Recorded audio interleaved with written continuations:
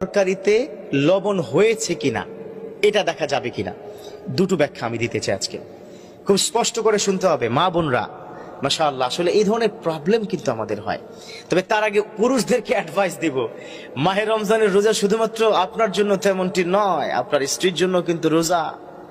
আপনি যদি জিহ্বায় চেক না করতে পারেন আপনার স্ত্রী করবে কি করে, এটা বুঝতে হবে আপনাদেরকে। আমরা কিন্তু খুব কঠিন হয়ে যাই।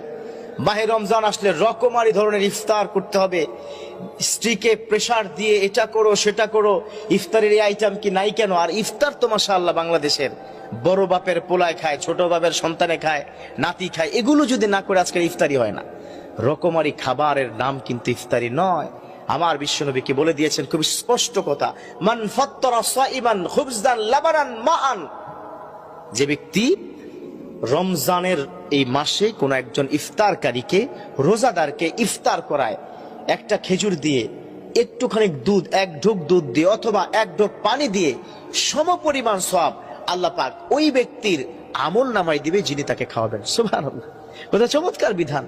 আর সেই মুহূর্তে আপনি আপনার স্ত্রীকে দেয় লবণ হয়নি কেন, এই এটা এমন হয়েছে কেন, খেয়াল করবেন না।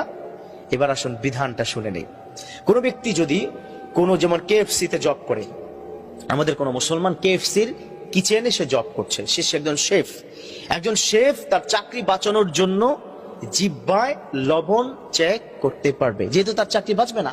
তবে হ্যাঁ, সেটা যেন কোনো কারণে গলা পর্যন্ত না নেয়, কারণ জিহ্বাতে বলে দিবে লবণ হয়েছে কিনা, গলায় কি বলে না। আপনি সাথে সাথে থুতু করে ফেলে দিবেন, প্রয়োজনে কুলি করে ফেলবেন। এটা যারা শেফ আছেন, যারা চাকরি করছেন তাদের জন্য। না হয় এখানে শত শত মানুষের রান্নায় ঝামেলা হবে, তাদের রান্নায় কোনো ধরনের অসুবিধার কারণে আপনি চাকরি হারা হতে পারেন। এরকম কোনো আশঙ্কা বা ভয় থাকলে ডেফিনেটলি আপনি জিহ্বার টেস্টটা করতে পারবেন। এবার আসুন, কোন বোন বা তার স্বামী যদি এরকম করে, আচ্ছা না, অনেক পুরুষরা ছাড় দিতে চায় না, এমন মানে কি বলবো, আসলে বলতে হচ্ছে শব্দটা, কুলাঙ্গার অনেক পুরুষ আছে যে খাবার পর্যন্ত ছুঁড়ে ফেলে দেয়। হাউ ডেয়ার ইউ ম্যান, আল্লাহর নিয়ামত তুমি ছুঁড়ে ফেলছো, কার নিয়ামত তুমি ভক্ষণ করছো, কে দিয়েছে তোমাকে? ইন্নাল্লাহা ইয়ারযুকু মান ইয়াশাউ বিগাইরি হিসাব, আল্লাহ পাক যাকে খুশি তাকে যখন খুশি তখন কি রিজিক দিবেন, আবার রিজিক থেকে বিরতও কি রাখতে পারেন। তুমি স্ত্রীর লবণের কারণে যে ছুঁড়ে ফেলে দিয়েছো, কি হবে তোমার কাল কিয়ামতের ময়দানে, এটা চিন্তা করবো আমরা কি পুরুষরা। আর যদি মা অথবা বোন, আপনাদেরকে বলছি, যদি এরকম হয় একটু কঠিন আপনার স্বামী হয়, তাহলে অবশ্যই আপনিও লবণ চেক করতে পারবেন, ঝাল চেক করতে পারবেন। তবে ডেফিনেটলি আপনি কুলি করে ফেলে দিবেন, গলার এই পর্যন্ত যেন না যায়।